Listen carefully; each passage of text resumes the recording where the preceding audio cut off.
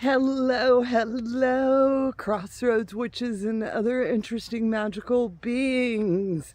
I say I got a spot on my forehead, and Alejandro and I are out here making arches in the magical garden. I had some grapevines in which had to be pulled down. And then I looked at those grapevines and my creative juices started flowing. I had talked about the fact that to make my arches and plant honeysuckle so folks can stand under them. Here you can see where I'm laying out my grapevines to figure out sort of what they're speaking to me. I have several right here in this area. Just finished this one. And I'm so excited about it. There was these posts that were already in the ground. And just to bring y'all up to date, this entire area was about 8 feet with just stuff. And I have slowly mowed it. There's my golf cart that I didn't know I needed until I got one. Now I'm in love with it. But I have slowly been clearing this off and letting Mother Nature speak to me, letting this area. And when I found these posts, I started looking at them and realizing this was the perfect spot. I just planted the honeysuckle and she's gonna slowly grow. And then on this side over here, I'm planting wisteria. And I'm going to let them intermingle. It's going to take about 3 years. We must remember when we plant things is first year sleeps, second year creeps, and third year leaps. This is some native scrub bamboo that I carefully moved out. And then I have my Mexican petunias that I planted in and among it. This is vinca. It self-seeds, self-sows, meaning that it's going to drop little seeds. And in the spring, I'm just going to go back and fluff the soil. And this whole area, if it works out, is going to be covered. And for me, like I said, it's about creating a magical forest. I've got about a half acre over here that I'm slowly working through. I'm taking my time. And it reminded me so much in today's world of now. I have to know it. I have to join it. I have to have it. It's right now. How much Mother Nature teaches us that we do need the 4 seasons. And that we do need those 3 years. That first year sleep, second year creep, third year leap. And to think about your magical journey like that, especially for you new folks, you wonderful new shiny magical practitioners out there. Take your time, take a breath, enjoy. You have the rest of your life to be witchy and magical. And plant carefully, cultivate carefully. You know, just like I'm doing here. I want to show y'all. I'm sorry, right in the middle of a sentence, I go off. I am leaving this here for wildlife. We can see right here, the woodpeckers just love this tree. I see them out here. And I've got some bugs and beetles and other wonderfully interesting forest creatures. We've got some different mushrooms growing among my ferns and vines, and I have been slowly coming in here and getting rid of what, you know, the ragweed, this stuff, because it will overtake the area, and trimming it out and letting Mother Nature do her thing. And that turned out so pretty, y'all.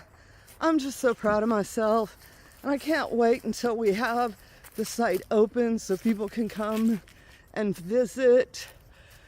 We're trying really hard to recycle, reuse what we have, looking at what the land's giving us. Like I said, the land gave me Y'all, I got grapevine everywhere. You just don't know how much grapevine I've pulled out of here and just getting it off of the oaks because it will choke out the oak trees. It is not healthy for the oak trees at all. So it really does have to come out. And again, just taking my time. And that's the one thing I want to convey to you all. I think living the cycles of nature teaches us that there's a season for everything, and that if it's not this season, it's next season, and that every season has its own importance, its own energy, and tuning into it.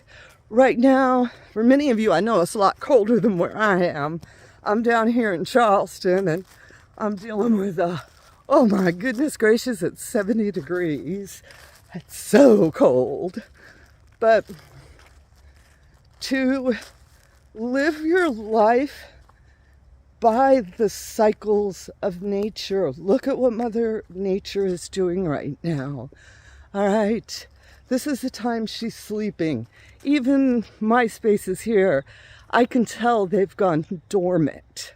You know, even though the fan palm, this is the palmetto palm, is still green. She's not growing, and she's put out her berries for the fall season and everything. And it reminds me of that, be patient, you know, to spend my time during this season planning for spring. You know, wintertime is the time to dream. Figuratively and literally, because you just want to cozy up and to dream about the coming season, what we're going to do. And that we don't have last year, yesterday, last week, that's all last. We need to be looking to the future. And when we get into witchcraft, magic, what does it mean to be a witch? It means that you're leaning in with a sense of wonderment. You're leaning in, looking for that next woohoo moment or magical possibility. Back to the fairy arches. You can see where I laid out the grapevines and I've trimmed them. Like I was talking earlier, I had post in the ground, so I was able to use it. For other wildwood arches, I've also used a T-post. Right now they're temporarily in place. You can see the zip ties temporarily holding them in place. My husband has super long screws that we got that he's going to go back and screw them down.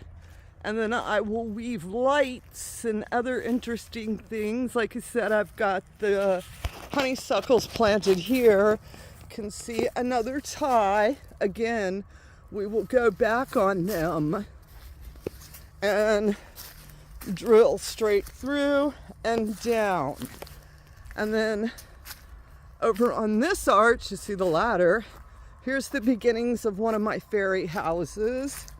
My niece is coming to help me decorate it, and we're going to make a couple of other fairy houses in here. And right here, where's it at? Right here, we're building a little bridge. I'm building a secret bridge. But again, you can see where I have zip tied her. We will go back. We've got some nice tree screws. They're designed not to hurt the tree. And yes, we will put a screw in there to hold them up. And these are the two big arches that I have. I am working on a third arch. I also plan on putting little fairy arches. I just plan on having fun witches and letting my imagination.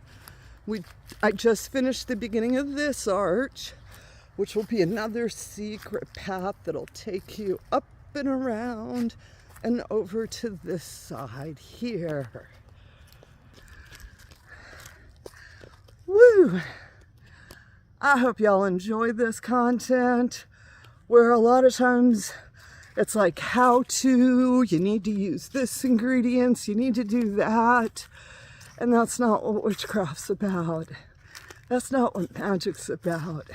It's about creating the life that you want, being the change that you want to see in the world, and taking something that was overgrown, full of stuff, and slowly working it back so that it is a magical experience for me and for the other folks who get to come and visit this wonderful magical forest.